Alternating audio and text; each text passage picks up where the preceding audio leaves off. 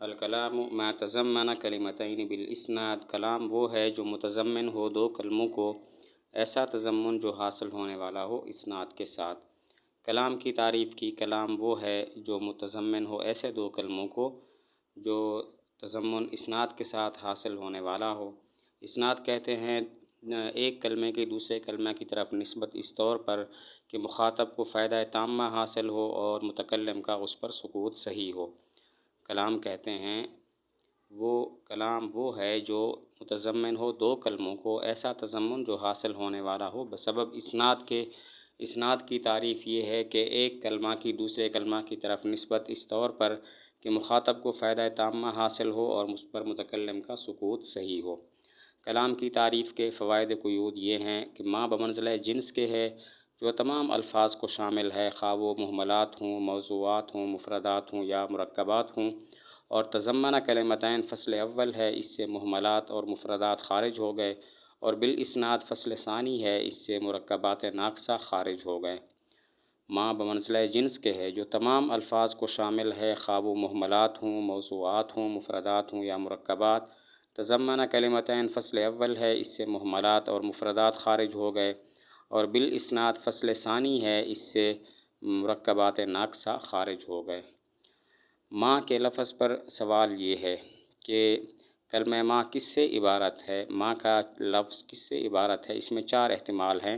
Number ایک، یہ عبارت ہے لفظ سے، نمبر دو، یہ عبارت ہے شے سے، نمبر تین، یہ عبارت ہے کلمہ سے، اور نمبر چار، یہ عبارت ہے کلام سے، اور یہ چاروں احتمال غلط ہیں۔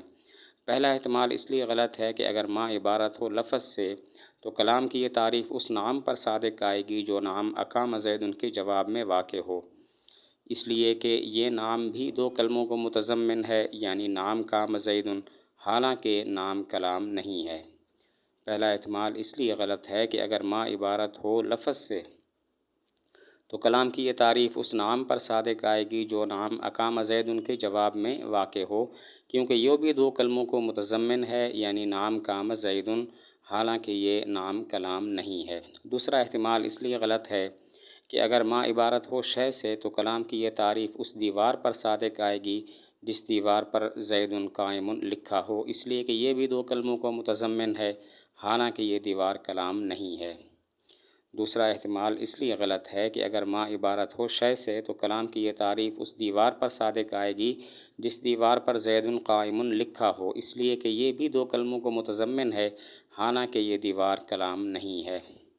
تیسرا احتمال اس لیے غلط ہے کہ اگر ما عبارت ہو کلمہ سے تو مطلب ہوگا کہ کلمہ دو کلموں کو متضمن ہو، حالانکہ کلمہ دو کلموں کو متضمن کیسے ہو سکتا ہے؟ تیسرا احتمال اس لیے غلط ہے کہ اگر ما عبارت ہو کلمہ سے تو مطلب ہوگا کلمہ دو کلموں کو متضمن ہو، اور کلمہ دو کلموں کو متضمن کیسے ہو سکتا ہے؟ چوتھا احتمال اس لیے غلط ہے کہ اگر ما عبارت ہو کلام سے تو دور لازم آئے گا، یعنی تعریف میں معرف کا ذکر ہوگا، اور دور باطل ہے۔ چوتھا احتمال اس لیے غلط ہے کہ اگر ما عبارت ہو کلام سے تو دور لازم آئے گا، یعنی تعریف میں معرف کا ذکر، اور دور باطل ہوتا ہے۔ جواب یہ ہے کہ ما عبارت ہے لفظ سے۔ باقی رہا یہ سوال کہ کلام کی تعریف اس نام پر صادق آئے گی جو اقام زید کے جواب میں واقع ہو، تو اس کا جواب یہ ہے کہ ایک ہے دو کلموں کو متضمن ہونا، ایک ہے دو کلموں پر دلالت کرنا۔ نام دو کلموں پر دلالت کرتا ہے، دو کلموں کو متضمن نہیں ہے، لہذا کلام کی تعریف نام پر صادق نہیں آئے گی۔ جواب یہ ہے کہ ما عبارت ہے لفظ سے۔ باقی رہا یہ سوال کہ پھر تو کلام کی یہ تعریف اس نام پر صادق آئے گی جو اقام زید کے جواب میں واقع ہو، تو جواب یہ ہے کہ ایک ہے دو کلموں کو متضمن ہونا، ایک ہے دو کلموں پر دلالت کرنا۔ نام دو کلموں پر دلالت کرتا ہے، دو کلموں کو متضمن نہیں ہے، لہذا کلام کی تعریف نام پر صادق نہیں آئے گی۔ تضمن کلمتین، سوال ہوتا ہے کلام کی یہ تعریف جامع نہیں، یہ زید ابوہ قائم اور زید قام ابوہ پر صادق نہیں آتی، اس لیے کہ یہ دو کلموں کو متضمن نہیں ہے بلکہ ایک کلمہ ہے یعنی زید، اور ایک مرکب ہے یعنی زید ابوہ قائم اور قام ابوہ، حالانکہ یہ دونوں کلام ہیں۔ کلام کی یہ تعریف جامع نہیں، یہ زید ابوہ قائم اور زید قام ابوہ پر صادق نہیں ہے، اس لیے کہ یہ دو کلموں کو متضمن نہیں ہے بلکہ ایک کلمہ ہے یعنی زید، اور ایک مرکب ہے ابوہ قائم اور قام ابوہ، حالانکہ یہ کلام ہے۔ تو جواب یہ ہے کہ کلمتین میں تعمیم ہے، خواہ حقیقتاً ہوں یا حکماً ہوں۔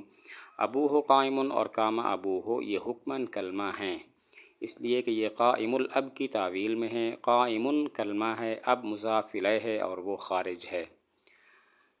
جواب یہ ہے کلمتین میں تعمیم ہے، خواہ حقیقتاً ہوں یا حکماً ہوں۔ تو ان مثالوں میں ابوہ قائم اور قام ابوہ حکماً کلمہ ہیں، کیونکہ یہ قائم الاب کی تعویل میں ہے۔ قائم کلمہ ہے، اب مضاف الیہ ہے اور وہ اس سے خارج ہے۔ سوال ہوتا ہے کلام کی یہ تعریف جامع نہیں، یہ جسق مہمل اور دیز مقلوب زید پر صادق نہیں ہے، اس لیے کہ یہ دو کلمے نہیں ہیں بلکہ ایک مہمل ہے یعنی جسق اور زید، حالانکہ یہ کلام ہے۔ سوال ہے کلام کی یہ تعریف جامع نہیں، اس لیے کہ یہ جسق مہمل اور دیز مقلوب زید پر صادق نہیں ہے، کیونکہ یہ دو کلمے نہیں ہیں بلکہ ایک مہمل ہے۔ جسق اور دیز یہ مہمل ہے۔ جواب یہ ہے کلمتین میں تعمیم ہے، خواہ حقیقتاً ہوں یا حکماً ہوں۔ ان مثالوں میں دیز اور جسق یہ کلمہ حکماً ہیں، کیونکہ یہ ھذا لفظ کی تعویل میں ہیں۔ جواب یہ ہے کلمتین میں تعمیم ہے، خواہ حقیقتاً ہوں یا حکماً ہوں۔ ان دو مثالوں میں جسق اور دیز یہ حکماً کلمہ ہیں، کیونکہ یہ ھذا لفظ کی تعویل میں ہیں۔ ولا يتأتى ذلك، اور یہ حاصل نہیں ہوتا الا فی اسمین مگر دو اسموں میں، او اسم و فعل یا ایک اسم اور ایک فعل میں۔ مطلب یہ ہے کلام کی دو قسمیں ہیں، نمبر ایک دو اسموں سے مرکب ہو یعنی جملہ اسمیہ زید قائم، نمبر دو ایک اسم اور ایک فعل سے مرکب ہو یعنی جملہ فعلیہ قام زید۔ کلام کی دو قسمیں ہیں، نمبر ایک دو اسموں سے مرکب ہو یعنی جملہ اسمیہ زید قائم، نمبر دو ایک اسم اور ایک فعل سے مرکب ہو یعنی جملہ فعلیہ قام زید۔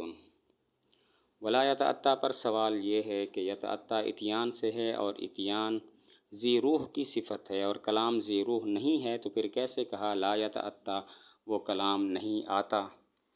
سوال ہے یتأتی اتیان سے ہے اور اتیان ذی روح کی صفت ہے، کلام ذی روح نہیں ہے، تو پھر اتیان کی کلام کی طرف نسبت کرنا اور یہ کہنا لا یتأتی کلام نہیں آتا، یہ کیسے درست ہوا؟ جواب یہ ہے کہ لا یتأتی بمعنی لا یحصل کے ہے کہ کلام حاصل نہیں ہوتا۔ جواب یہ ہے لا یتأتی لا یحصل کے معنی میں ہے، یعنی لا یحصل الکلام، کلام حاصل نہیں ہوتا۔ ذالک کا مشار الیہ کیا ہے؟ تین احتمال ہیں، نمبر ایک کلام، نمبر دو تضمن کلمتین اور نمبر تین الاسناد۔ لیکن صحیح احتمال یہ ہے کہ ذالکہ کا مشار الیہ کلام ہے، کیونکہ ذالکہ کے ذریعے اشارہ بعید کی طرف ہوتا ہے اور ان تینوں میں سے کلام بعید ہے۔